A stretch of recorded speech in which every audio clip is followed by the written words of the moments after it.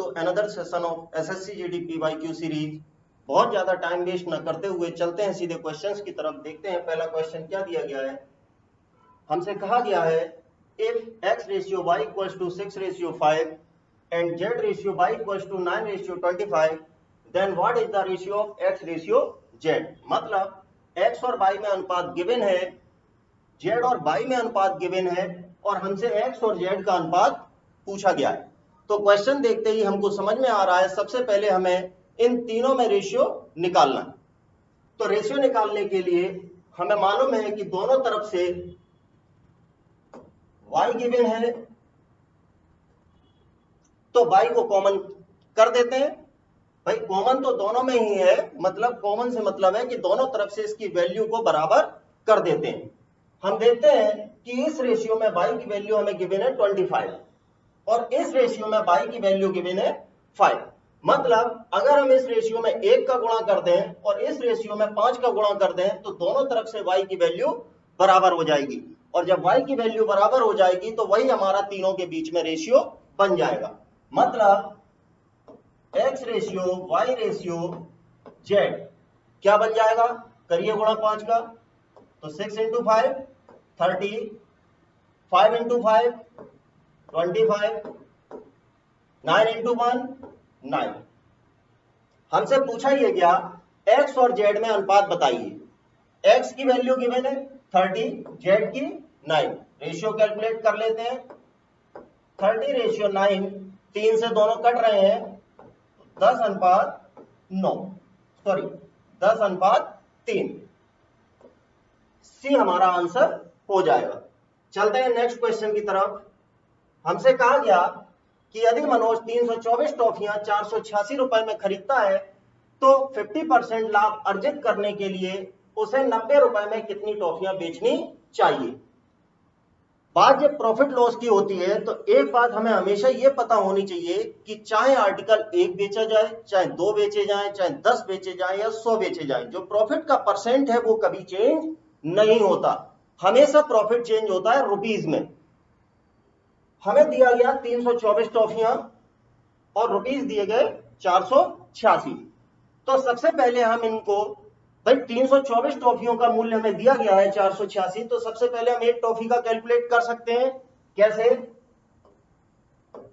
324 टॉफियां आती हैं 486 रुपए में, तो एक टॉफी कितने की आएगी, 486 बटे 324, मतलब ये हो जाएगा 1.5 रुपीज, मतलब 1.5 रुपए की एक टॉफी आती। अब कहा यह गया कि प्रॉफिट चाहिए 50% का, तो सीधी सी बात है सीपी आपको गिवन है 1.5 रुपीज, 50% का प्रॉफिट लेना है तो एसपी कितना हो जाएगा, 1.5 का ही 150% हम कैलकुलेट कर देते हैं। तो 0 से ये डेसिमल खत्म हो जाएगा, 15 का स्क्वायर 225 और 100 से डिवाइड कर दो तो 2.25 रुपीज। मतलब हमें पता चल गया कि अगर हमें 50% का प्रॉफिट लेना है तो हमें एक टॉफी 2.25 रुपए की बेचनी होगी। लेकिन क्वेश्चन ने हमसे यह कहा है कि उसे 90 रुपए में कितनी टॉफियां बेचनी चाहिए। बेसिक बात है कि अगर 50% के प्रॉफिट पर एक टॉफी का एसपी आपको गिवन है 2.25, तो हम पता नहीं कर सकते क्या कि 90 रुपए में कितनी टॉफियां आ जाएंगी। तो सीधी सी बात है 90 डिवाइड बाई 2.25, मतलब सीधा सीधा हमें दिख जाएगा कि 40 टॉफियां बेचनी चाहिए। मतलब यही हुआ कि उसे 90 रुपए में टोटल 40 टॉफियां बेचनी चाहिए, तो उसे 50% का प्रॉफिट हो जाएगा। देखते हैं नेक्स्ट क्वेश्चन। दिया गया है यदि एक वर्ग के विकर्ण की लंबाई 14 सेंटीमीटर है तो वर्ग का क्षेत्रफल क्या होगा। जिन्होंने पहला प्रैक्टिस सेट देखा है उसमें भी इस तरह का एक क्वेश्चन था, तब भी हमने बताया था कि वर्ग का विकर्ण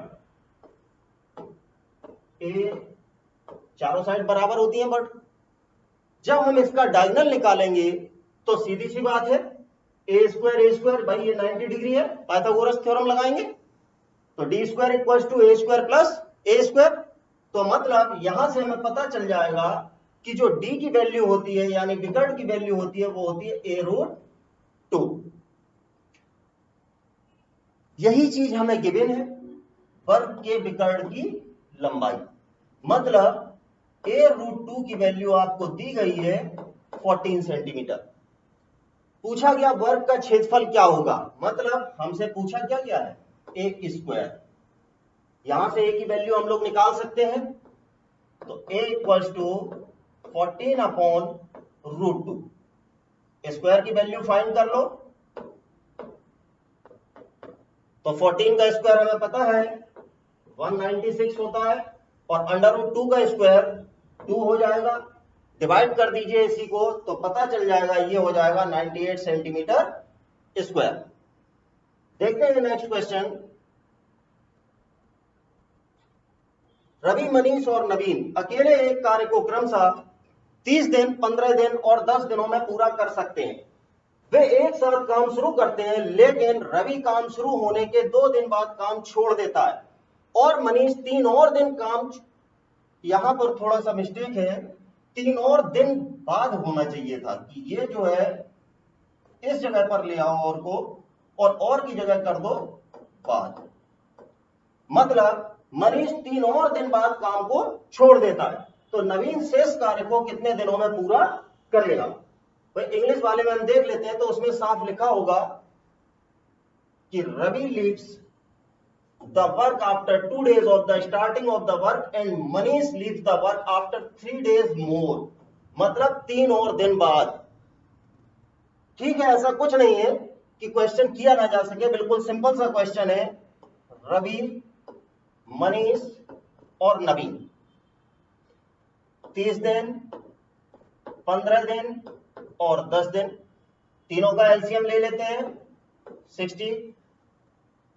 लास्ट सेट में भी बताया था कि इस एलसीएम को लेकर हम क्वेश्चन को अपने हिसाब से फ्रेम करते हैं, मतलब कुछ इस तरह से हमने क्वेश्चन को बना दिया है कि रवि 30 दिन में 60 कुर्सी बनाता है, मनीष 15 दिन में 60 कुर्सी बनाता है, नवीन 10 दिन में 60 कुर्सी बनाता है। तो आगे की जो थ्योरी है उस हिसाब से चलेंगे। देखते हैं, अगर रवि 30 दिन में 60 कुर्सी बनाता है तो एक दिन में रवि कितनी बना देगा 2। मनीष 15 दिन में 60 बनाता है तो एक दिन में कितनी बना देगा 4। नवीन 10 दिन में 60 कुर्सी बनाता है तो एक दिन में कितनी बना देगा 6। सबसे पहले यहां पर हम देखते हैं कि क्वेश्चन में कहा क्या गया, वे एक साथ काम शुरू करते हैं। तो सबसे पहले तीनों से एक साथ काम शुरू करवाओ, मतलब एक दिन में टोटल कितनी कुर्सियां बननी चाहिए 12। शुरू करेंगे, लेकिन रवि काम शुरू होने के 2 दिन बाद काम छोड़ देता है। इसका मतलब क्या हुआ कि तीनों लोगों ने कितने दिन साथ में काम किया है, केवल 2 दिन। जब ये तीनों मिलकर एक दिन में 12 कुर्सियां बना रहे हैं तो 2 दिन में कितनी बनाएंगे 12 into 2, मतलब 24। 2 दिन काम हो गया। उसके बाद कहा गया कि मनीष 3 और दिन बाद काम छोड़ देता है, मतलब इस 3 दिन तक किसने काम किया है भाई, रवि तो 2 दिन बाद चला ही गया था तो बचे तो केवल मनीष और नवीन ही थे। तो मतलब साफ है कि इन 3 दिनों तक केवल और केवल मनीष ने और नवीन ने काम किया था। मनीष और नवीन का हम देख लेते हैं, ये एक दिन में कितनी चेयर बना रहे हैं 10 चेयर, तो 3 दिन में ये कितनी बना देंगे 30 चेयर। टोटल देख लेते हैं कितना काम हो चुका है, 54 यूनिट कंप्लीट हो गया है और रिमेनिंग भाई टोटल काम था 60, हो चुका है 54, तो रिमेनिंग वर्क कितना है 60 माइनस 54, मतलब ओनली 6 यूनिट, मतलब टोटल 6 यूनिट काम बचा हुआ है। अब कंडीशन क्या है, नवीन शेष कार्य को कितने दिनों में पूरा करेगा, मतलब ये जो बची हुई 6 कुर्सियां हैं या ये 6 यूनिट काम बचा हुआ है, इसको नवीन कितने दिन में करेगा। देखते हैं हम नवीन एक दिन में जब 6 कुर्सियां बना रहा है तो उसे बची हुई 6 कुर्सियां बनाने में कितने दिन लगेंगे? 6/6 मतलब सीधा सीधा एक दिन। यही हमारा आंसर हो जाएगा, मतलब ऑप्शन सी। देखते हैं नेक्स्ट क्वेश्चन। कहा गया कि 10,640 की राशि पर 5% साधारण ब्याज की दर से x वर्ष में 3724 का ब्याज मिलता है। x का मान क्या होगा? मतलब हमें यहां पर यह नहीं दिया गया कि समय कितना है, उसकी जगह पर दे दिया गया है x, और हमें रेट दे दी गई है 5%। मतलब यह है कि ब्याज जो साधारण ब्याज दिया जा रहा है वो तो 5% की ब्याज दर पर दिया जा रहा है, लेकिन कितने समय के लिए दिया जा रहा है ये हमें नहीं पता है। फिर दिया ये गया कि इतना ब्याज हो जाता है x वर्ष में, तो बताइए x का मान क्या होगा? ठीक है, ब्याज की दर 5% है, हमें ईयर नहीं मालूम, तो सीधे सीधे देख लेते हैं कि एक साल का कैलकुलेट कर लेते हैं। 10,640 5% केवल सिंगल साल के लिए निकाल दो, तो 5% का मतलब हम लोग जानते हैं कि 1/20 होता है, तो 20 से डिवाइड कर दो। भाई परसेंटेज में जब आपने शॉर्ट पढ़े थे तो उसमें 5% की वैल्यू हमें मालूम है 1/20 है। कैसे है? 5/100 मतलब 1/20। तो सीधा सीधा हम यहां पर 20 से डिवाइड कर देते हैं और देख लेते हैं कि कितना आ रहा। तो 532। हमें पता चल गया कि एक साल के लिए जो ब्याज मिल रहा है 5% से वो मिल रहा है 532 रुपए। टोटल ब्याज है 3724 रुपए। तो बताइए ये कितने समय के लिए हो गया? जब एक साल में इतना है तो इतना कितने में हो जाएगा? 3724 डिवाइड बाई 532 कितने से डिवाइड होता दिख रहा है? तो भाई 7 5 35, तो सीधा सीधा 7 साल से दिख रहा है, यही आंसर बन जाएगा। देखते हैं नेक्स्ट क्वेश्चन। हमें दिया गया है कि दो संख्याओं का लघुत्तम समापवर्त और उच्चतम वैनिष्ठ गुणनखंड, मतलब एलसीएम और एचसीएफ की बात की गई है। ये हिंदी में कुछ ज्यादा स्पष्ट कर दिया गया है जो समझ में नहीं आएगा, तो सीधी सी बात है ये दिया गया आपको एलसीएम और एचसीएफ। एलसीएम दिया गया है हमें 60, एचसीएफ दिया गया है 4, और साथ में दिया गया है इफ देयर सम इज 32, मतलब संख्याएं हमारी मान लो ए और बी हैं, तो इनका जो सम है वो भी दे दिया गया हमें 32, और पूछा गया है what will be the difference of these two numbers. इन दोनों संख्याओं का डिफरेंस बताना है, मतलब हमें बताना है a माइनस बी।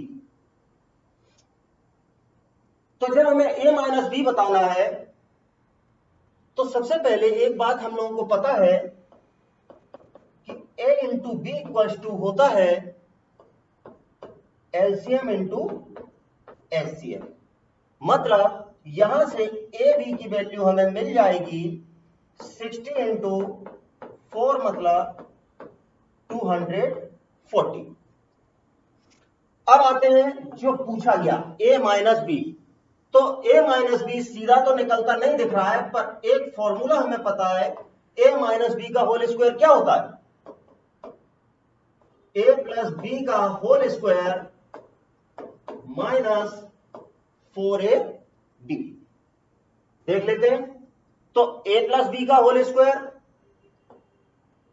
ये दिया गया है, तो 32 का स्क्वायर माइनस 4ab, तो 4ab का मतलब हो गया कि a और b की वैल्यू अभी तुरंत हम लोगों ने कैलकुलेट की थी 240, तो 4 इंटू 240। बस इसी को हम लोगों को कैलकुलेट कर देना है और हमारा आंसर आ जाएगा। देखते हैं नेक्स्ट क्वेश्चन। 20% की छूट देने के बाद एक दुकानदार 36% लाभ अर्जित करता है। अंकित मूल्य लागत मूल्य से कितने प्रतिशत अधिक है। क्वेश्चन को बहुत ध्यान से पढ़ने की जरूरत है। 20% की छूट दी गई, मतलब यहां पर बात की गई है मार्क प्राइस की। मार्क प्राइस पर ही छूट दी जाती है हमेशा, और आफ्टर डिस्काउंट जो प्राइस हमें मिलता है वो कौन सा होता है, सेलिंग प्राइस। फिर आगे एक और लाइन जोड़ी गई कि एक दुकानदार 36% का लाभ अर्जित करता है। अच्छा, जब कॉस्ट प्राइस में लाभ जोड़ देते हैं तब भी हमें मिलता है सेलिंग प्राइस। पूछा यह गया अंकित मूल्य लागत मूल्य से कितने प्रतिशत अधिक है। लागत मूल्य मतलब सीपी। मान लेते हैं सीपी हमारा 100 है, प्रॉफिट कितना लिया है 36%। दैट मीन्स जो सेलिंग प्राइस है वो 136 हो जाना चाहिए। अब कहा यह गया कि छूट दी गई 20% की। थोड़ी देर के लिए इसको भूल जाते हैं कि सीपी को 100 माना है, केवल और केवल मार्क प्राइस और सेलिंग प्राइस की तरफ चलते हैं। यदि मार्क प्राइस हमारा 100 होता और इसमें डिस्काउंट 20% दिया जाता तो सेलिंग प्राइस कितना होना चाहिए था 80। मीन्स 80 की वैल्यू हमें गिवन की गई है 136।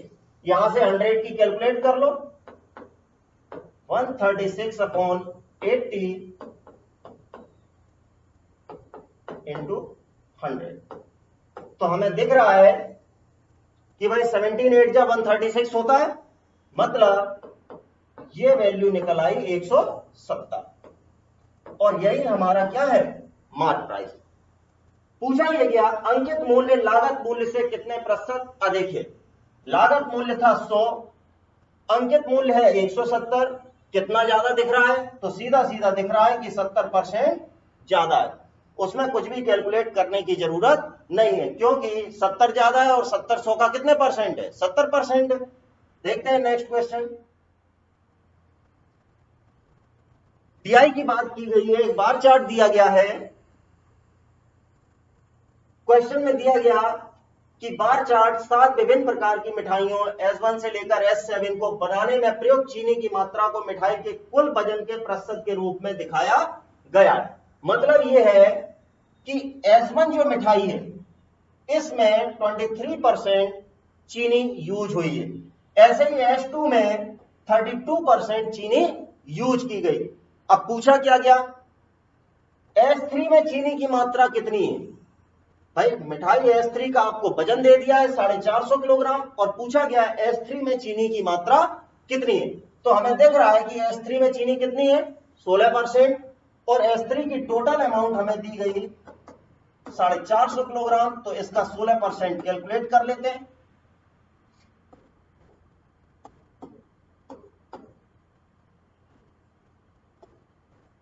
मतलब 9 into 8 72 kg।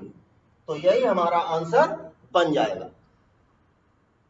कुछ नहीं करना था, अगर मान लो S6 में पूछ देते, कुछ अमाउंट दे देते, तो सीधा सीधा उस अमाउंट का 25% निकाल लेते और आंसर हमारा निकल आता। नेक्स्ट क्वेश्चन की तरफ चलते हैं। अच्छा क्वेश्चन है काफी। केवल और केवल यह समझना है कि गिवन क्या है, अपने आप ही सॉल्यूशन हो जाएगा। जैसे कहा गया एक वर्ग और एक वृत्त का परिमाप समान है। किस किस का समान है, वर्ग का और वृत्त का। वर्ग का परिमाप क्या होता है 4a, वृत्त का परिमाप क्या होता है 2πr। ये दोनों चीजें हमें बराबर दी गई क्वेश्चन। साथ ही साथ कहा गया कि वृत्त का क्षेत्रफल है 2464, मतलब आपको πr² की वैल्यू और दे दी गई 2464। पूछा क्या गया वर्ग का क्षेत्रफल बताइए, मतलब आपसे पूछा गया है a² बताइए। ये जो चीज दी गई है इसका यूज करके हम ये रेडियस निकाल सकते हैं कि नहीं। रेडियस क्यों निकाल सकते हैं, क्योंकि इस वृत्त की रेडियस पता होना इसलिए जरूरी है क्योंकि जब तक इसका हमें पेरीमीटर पता नहीं चलेगा तब तक हम वर्ग के विषय में कुछ भी नहीं जान पाएंगे। तो सबसे पहले हम यहां से रेडियस निकाल लेते हैं। आर स्क्वायर बराबर 2464/22 इंटू 7। अब ये 22/7 कहां से आ गया, तो पाई की वैल्यू रख दी 22/7, और जब आप 22/7 रखेंगे पाई की वैल्यू, मतलब इस पाई की जगह जब आप 22/7 रखेंगे तो 7 ऊपर जाएगा और 22 नीचे आ जाएगा। कैलकुलेट कर देते हैं, कितना जाएगा, आर स्क्वायर इक्वल टू 22 एकम 22 2 बचा, 22 एकम 22 4 बचा, और 22 दूनी 44 इंटू 7। अब इसका अंडर रूट लेना है। अच्छा, अंडर रूट लेने के लिए सबसे अच्छी चीज है कि आपको थोड़े बहुत पहाड़े भी आने जरूरी हैं और कुछ स्क्वायर भी आने जरूरी हैं। जैसे ये स्क्वायर जो दिखने में अभी बहुत अजीब लग रहा है पर इसमें बिल्कुल अजीब नहीं है। कैसे, अगर हमें 16 की टेबल आती होती तो हमें पता होता कि 16 7 जा 112, वो 112। तो आर स्क्वायर को हम लोग लिख सकते हैं 16 इंटू 7, और 7 ऑलरेडी गिवन है। अब ध्यान से देखो, ये 7 का स्क्वायर है और ये 4 का स्क्वायर है। यहां से सीधा सीधा हम लोग वैल्यू आर की गिवन कर सकते थे, फाइंड कर सकते थे कि 28 हो जाएगी। मतलब साफ है कि यहां से हमें पता चल गया आर की वैल्यू जो है वो 28 सेंटीमीटर है। अब आ जाइए, सर्कल का हम लोग पेरीमीटर निकाल लेते हैं, 2 पाई आर। आर अभी हमने जस्ट निकाला ही है, तो 2 इंटू 22/7 इंटू आर का मतलब हो गया 28। अब कैलकुलेट कर लेते हैं अगर इसको हम लोग, तो 7 4 जा 28। ये जो चीज निकल के आई है 2 पाई आर, इसको हमें क्वेश्चन ने पहले ही गिवन कर दिया था कि एक वर्ग का परिमाप वृत्त के परिमाप के बराबर है। मतलब ये जो वैल्यू निकल के आई है, कहीं ना कहीं हमें क्वेश्चन ने पहले से ही गिवन किया है कि ये 4a के बराबर है। भाई ये चीज हमें पहले से ही गिवन कर दी गई है कि ये 4a के बराबर है। तो यहां से हम लोग a की वैल्यू कैलकुलेट कर सकते हैं कि नहीं, तो a में सीधा सीधा 4 और कैंसिल हो जाएगा और a की वैल्यू हमें पता चल जाएगी 44। क्वेश्चन में अब कुछ नहीं बचा है, पूछा गया वर्ग का क्षेत्रफल बताइए, a स्क्वायर की वैल्यू बतानी है, तो जिन्हें 44 का स्क्वायर पता है वो सीधा सीधा आंसर बता देंगे कि भाई 1936 होगा। अब कैसे होगा, जिन्हें नहीं भी पता है वो यहीं पर देख लें कैसे निकाल सकते हैं। 44 के नियर अबाउट नंबर हमें दिख रही है 50 है, तो अगर हम 50 को बेस मान लेते हैं तो देखते हैं 50 से कितना कम है, 44, 6 कम है, तो 25 में से 6 घटा दो 19, और 6 का स्क्वायर 7 में लिख दो 36। बस यही हमारा वर्ग का क्षेत्रफल बन जाएगा। चलते हैं नेक्स्ट क्वेश्चन की तरफ। कहा गया पीयूष 8 किलोमीटर प्रति घंटा की गति से दौड़ रहा है और वह प्रत्येक तीसरे किलोमीटर के अंत में आराम करने के लिए 5 मिनट रुकता है। पीयूष द्वारा 56 किलोमीटर की दूरी तय करने में कितना समय लगेगा। अच्छा, क्वेश्चन में सबसे पहले यहां पर ध्यान देने की बात है कि वह प्रत्येक तीसरे किलोमीटर के अंत में 5 मिनट रुक रहा है आराम करने के लिए। मतलब अगर हम देखें तो वो टोटल कितना रुकेगा, तो 56 डिवाइड बाई 3। 3 से ही क्यों डिवाइड किया, क्योंकि हर 3 किलोमीटर के ही बाद रुक रहा। तो हम देखते हैं कि 18 बार तो वो कंप्लीट रुका है भाई, 18 3 54, और इसके बाद भी अभी 2 किलोमीटर बच रहे हैं। मतलब ये हुआ कि भाई 3 किलोमीटर बाद उसे रुकना है। दैट मीन्स वो नेक्स्ट स्टॉपेज लेने से पहले ही जहां उसे पहुंचना है वहां पहुंच जाएगा। तो टोटल वो रुकेगा कितनी बार, 18 बार।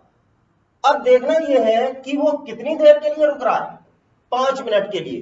तो जब वो टोटल 18 स्टॉपेज लेगा तो वो कुल कितना रुक लेगा, 18 इंटू 5 मतलब 90 मिनट्स मीन्स 1 घंटा 30 मिनट।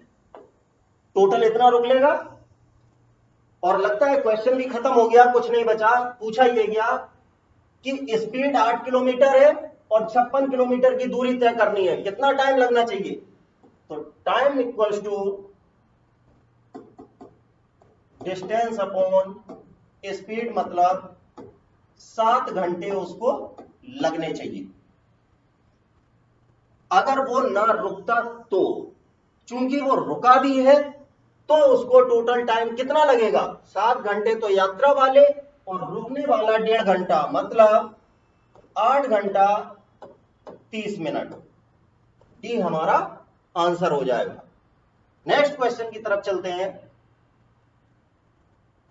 यदि किसी वस्तु का क्रय मूल्य उस वस्तु के विक्रय मूल्य से 30% कम है तो लाभ का प्रतिशत क्या होगा? मतलब यह कहा गया है कि विक्रय मूल्य से क्रय मूल्य 30% कम है। मीन्स अगर उसका सेलिंग प्राइस 100 रुपए होता तो कॉस्ट प्राइस कितना हो जाता? 30 रुपए। पूछा यह गया कि लाभ प्रतिशत क्या होगा? सॉरी, सीपी उसका 30% नहीं, 30% कम है, दैट मीन्स सीपी हो जाता 70। 100 में से 30 अगर हम माइनस करेंगे तो हो जाएगा 70। पूछा यह गया तो लाभ प्रतिशत क्या है? देख लेते हैं लाभ कितना हो रहा है 30 का। अच्छा, ये गलती कभी मत कर देना कि यहां पे देख लिया 30 का डिफरेंस है तो 30% का है, ऐसा कुछ नहीं है। क्योंकि जब भी बात इंक्रीमेंट और डिक्रीमेंट की होती है, भाई प्रॉफिट और लॉस भी एक तरह के इंक्रीमेंट और डिक्रीमेंट ही है।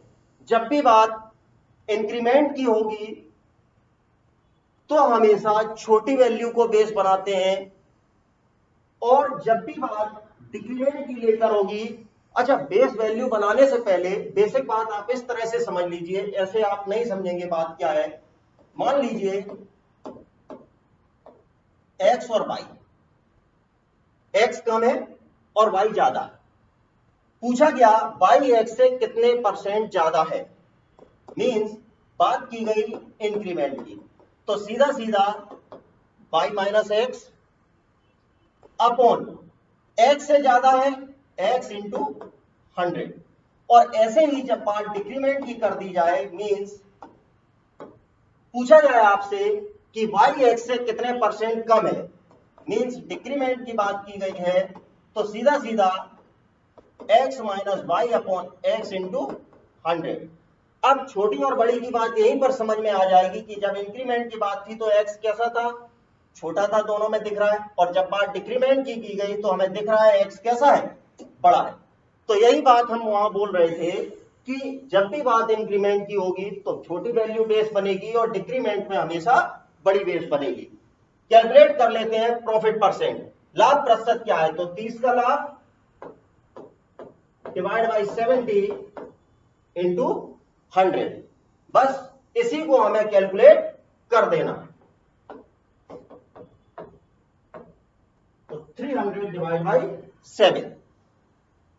अब इसको भी थोड़ा सा जल्दी कैसे कैलकुलेट कर सकते हैं, अगर आपने परसेंटेज चैप्टर पढ़ा है और उसमें थोड़ी सी कॉन्सेप्चुअल चीजें पढ़ी हैं तो हमें मालूम है 1/7 की वैल्यू होती है 14 होल 2/7। उसमें 3 से मल्टीप्लाई करना है, तो 14 3 जा भाई 14 3 जा 42, और 2/7 मतलब 3 का इंटू वहां कर दीजिए तो 6/7 बन जाएगा। तो 42 होल समथिंग, तो 42 होल में ये वाला आंसर हो जाएगा, मतलब हमारा आंसर हो जाएगा डी। नेक्स्ट क्वेश्चन की तरफ चलते हैं। एक समवृत्ति, यहां पर भी थोड़ी सी गलती है, समवृत्ति की जगह लंबवृत्ति कह लो तो ज्यादा अच्छा है।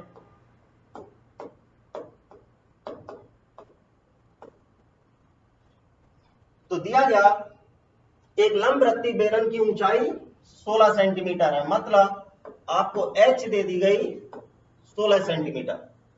इसके आधार का व्यास 3.5 सेंटीमीटर है, मतलब डायमीटर आपको दिया गया 3.5 सेंटीमीटर। एक बात बताइए कि रेडियस क्या होती है, तो हमें पता है रेडियस होती है डायमीटर का आधा, मतलब आर यहां से क्या हो जाएगी 3.5/2। पूछा क्या गया बेलन का आयतन क्या होगा, सीधा फॉर्मूला बेस्ड क्वेश्चन है कि पाई आर स्क्वायर एच की वैल्यू निकालनी है, यही इसका वॉल्यूम होता है। तो पाई आर स्क्वायर एच की वैल्यू निकाल लो, तो 22/7 इंटू 3.5/2 इंटू 3.5/2 इंटू एच की वैल्यू हमें जो गिवन है 60। बस कैलकुलेट कर देते हैं इसी को, तो ये कट जाएगा 4 बार, ये कट जाएगा 0.5, तो 4 और 0.5 का इंटू कर दीजिए तो 2, 35 इंटू 2 7, और 7 का मतलब हो गया कि 22 इंटू 7 बराबर 154 सेंटीमीटर स्क्वायर, सॉरी क्यूब, क्योंकि वॉल्यूम की बात है तो क्यूब होगा। नेक्स्ट तरफ चलते हैं। पूरे 7 किलोमीटर प्रति घंटा की गति से अपने कार्यालय जाता है और 90 किलोमीटर प्रति घंटा की गति से अपने घर लौटता है। पूरी यात्रा में पुनीत की औसत गति क्या होगी, तो ये भी डायरेक्ट है 2s1s2 upon s1s2, average speed का फॉर्मूला है, लगा देते हैं इसको direct, 2 into 60 into 90 upon 60 plus 90, तो 0 से 0 काट दो, 4 8 ने 72, मतलब वो 72 किलोमीटर प्रति घंटा उसकी औसत चाल होगी। लेकिन यहां पर गलती कर देंगे आप, क्यों कि 72 किलोमीटर प्रति घंटा, अगर आप ऑप्शन पर ध्यान नहीं देखेंगे तो फिर 100% गलती करेंगे, क्योंकि यहां पर भी एक 72 दिया गया है, तो आप जल्दबाजी में सी को मार्क कर देंगे, लेकिन ऐसे जब करेंगे तो ये गलत हो जाएगा। क्यों, क्योंकि यहां पर मीटर पर सेकेंड दिया गया है, सारी स्पीड मीटर पर सेकेंड में दी गई है और हमने जो कैलकुलेट की है वो आई है किलोमीटर पर आवर में, तो इसको मीटर पर सेकेंड में बदल देते हैं। कैसे, इंटू 5/18, तो 5 इंटू 4 मतलब 20 मीटर पर सेकेंड, मीन पहला वाला आंसर होगा। इस बात का बहुत ध्यान रखना जरूरी है कि आपसे क्वेश्चन जो पूछा गया ऑप्शन में कोई हेरफेर तो नहीं है, मतलब क्वेश्चन बहुत सिंपल होने के बाद भी गलती होने का चांस कैसे होता है कि आंसर भी 72 आया था, ऑप्शन में भी मिल रहा था, तो बिना देखे मार्क कर देने का नतीजा भी गलत हो जाएगा, क्योंकि यहां पर जो 72 है वो मीटर पर सेकेंड में है और हमने जो निकाला है वो है किलोमीटर पर आवर्स में, क्योंकि यहां पर भी किलोमीटर था और यहां पर भी किलोमीटर पर आवर ही था, तो इसको मीटर पर सेकेंड में कन्वर्ट करना पड़ेगा। देखते हैं नेक्स्ट क्वेश्चन। बस यही थे, एक्चुअली सीरीज काफी लंबी हो रही थी इसलिए दो पार्ट में इनको बनाना शुरू किया। नेक्स्ट सेशन में मिलेंगे। Thank you class.